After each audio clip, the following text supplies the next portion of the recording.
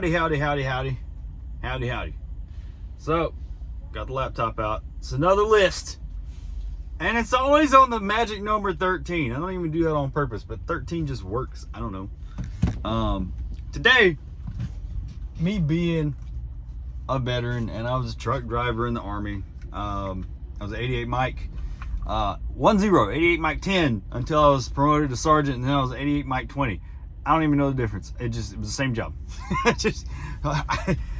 Promotion? I don't know. Anyway, so drove a little bit in Iraq, not a lot. I actually was a gunner in a gun truck company in Iraq. Afghanistan, I drove a little bit more, but I also did security there too. So I was kind of like all over the place. But I just figured I would talk a little about why I think trucking is like probably one of the best careers to get into after you get out of the military. And it's because trucking is kind of run a lot like the military. There's a guy beside me that like seems like he just has no idea what he's doing in this job. Just his light fell out when he was trying to park, and he sat there and everybody's waiting for like 40 minutes, and everybody was like, can you move please? All right, anyway, why trucking is great for veterans. Number one, this is gonna make y'all laugh. Trucking is primarily run on military time. So right now it is, I actually don't use military time personally, but I know it. But you know, it's 11 o'clock in the morning. Once 1 o'clock rolls around, it's going to be 1300, and that's how your onboard computer, the tablets and everything, your deliveries are all run on military time, because it's just easier to understand. You make less mistakes. You're not going to confuse 5 o'clock in the morning or 5 o'clock at night. Military time. So number two, veterans are good at adaptation. When stuff goes wrong, we just keep going, we figure it out, we get the job done, we just make the changes as needed, and we get the job done. I'm not really talking very well today. I slept like crap last night. I probably look like it too. Oh, Sprite. Flat Sprite. It's the best. Number three, discipline. I'm not going to say everybody in the military is very good discipline, has good discipline, but for the most part, we are more disciplined than most folks that do this job.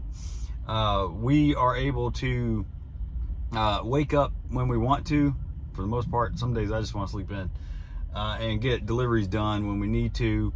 And my truck's clean. I think most veterans I've seen have honestly probably cleaner trucks. And we carry ourselves a little more professionally than a lot of truckers do. And there's a guy walking by me right now, I think he was a CRST driver, and he looks like he was probably military. He's a really well put together guy. He backed in, he knew what he was doing, but he looks young. He's probably a vet. I'm just saying, you can kind of pick us out most of the time when you see us. But yeah, we're just more disciplined, I think, than a lot of people. And that helps when you're in a job where you're just working alone for the most part. Because there's nobody to kick you in the butt and get you going. You got to do it yourself. And truckers are pretty good at that. Not truckers, veterans. Truckers are good at it, I guess. I don't know, I'll give y'all some credit. Number four, we are already used to long days. Oh my God.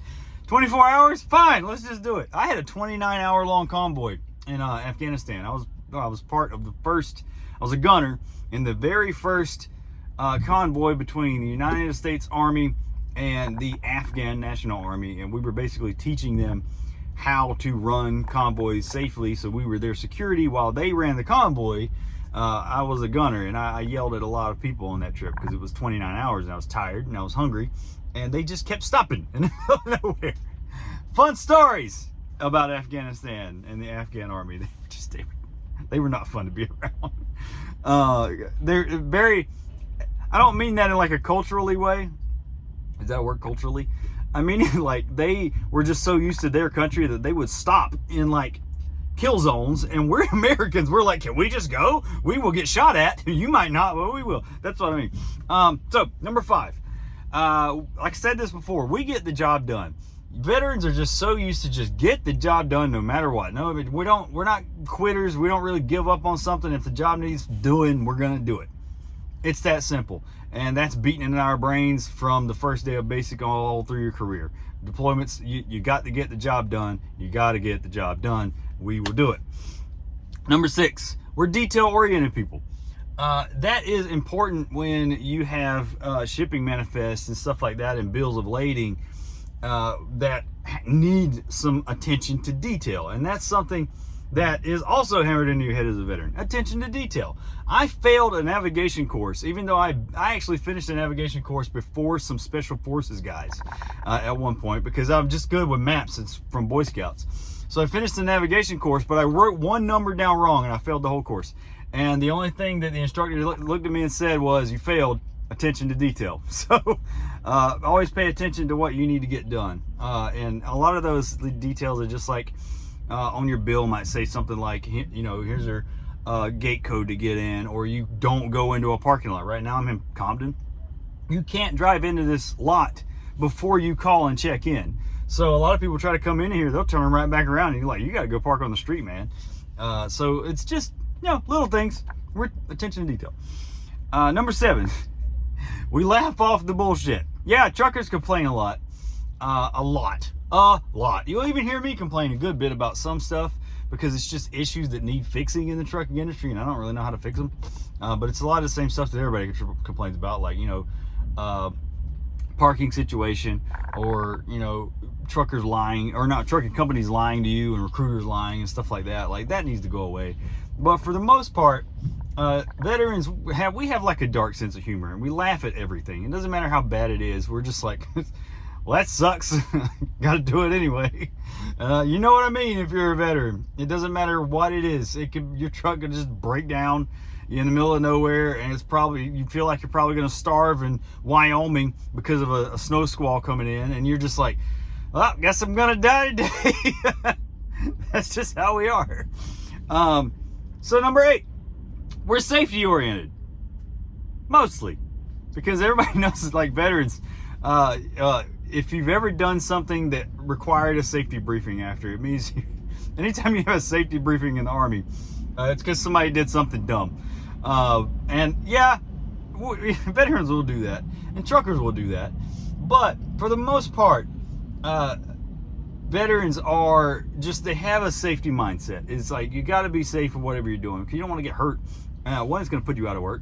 2, it's going to cost everybody money if you get hurt. It's going to cost you money. It's going to cost the company money. It's going to cost shippers money. Like, it just screws everything up if you get hurt. So getting in and out of the truck, securing loads if you're a flatbedder, and strapping down loads, even if you're doing dry van, you might have to put in a load lock or a strap or something like that. And we're always like, this has to be safe moving down the road for myself and for everybody else.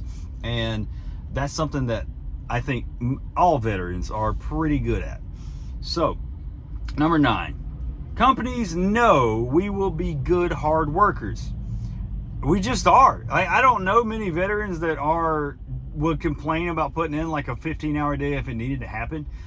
I'm gonna complain about it, but if I'm just doing my job and like something happens and it just draws out to like a long ass day, I'm just like, whatever.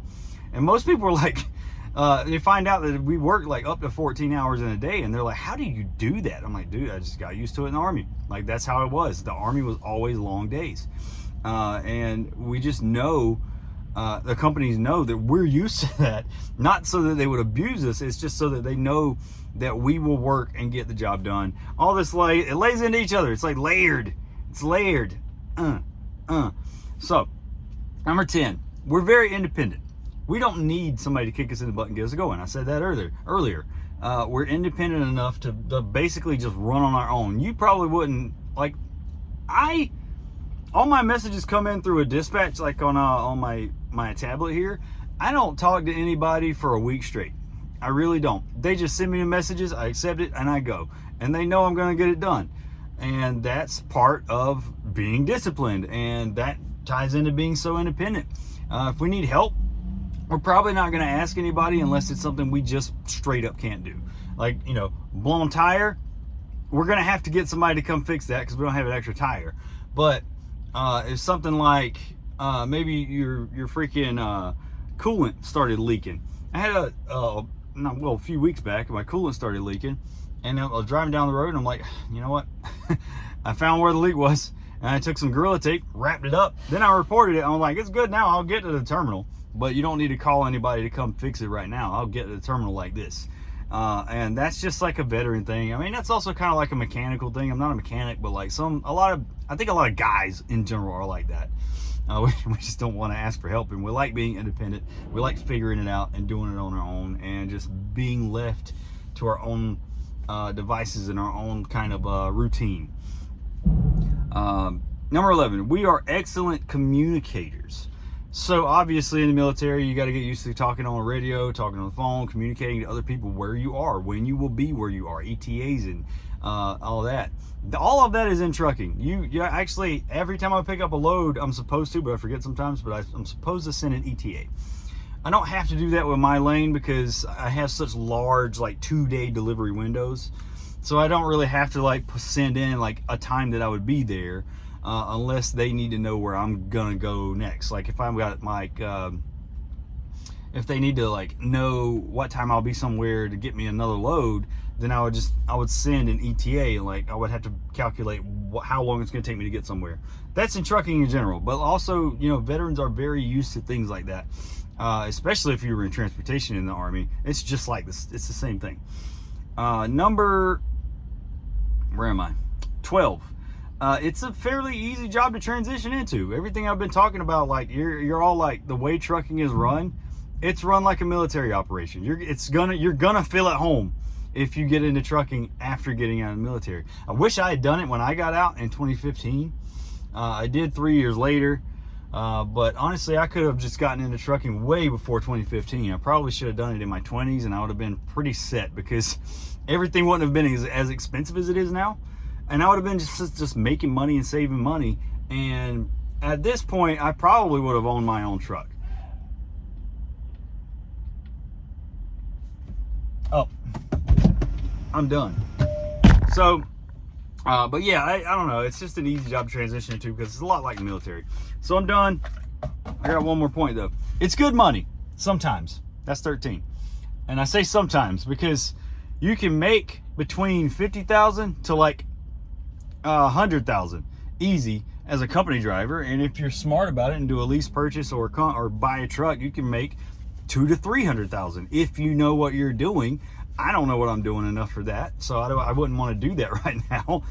But yeah, I mean it's good money, and if you don't like, if you're single and you don't really care to have an apartment and you just want to drive the truck over the road, see the country, you'll save so much money, especially if you get into something that's like 80 grand, 90 grand, you're gonna save a lot of money. So yeah, good money. And most jobs still out of the military, you're not gonna be making really great money. You're still gonna get put into like entry-level stuff for the most part. And a lot of entry-level jobs are still like $40,000, which is freaking insane because $37,000 in the United States is like the poverty line. So I don't think that anything that you're qualified to do that you've actually had to do training on should be $40,000. Should be more. Trucking will start you off at higher than that, and you will within a few months be in the $100,000 range. I gotta get moving. So y'all have a good one.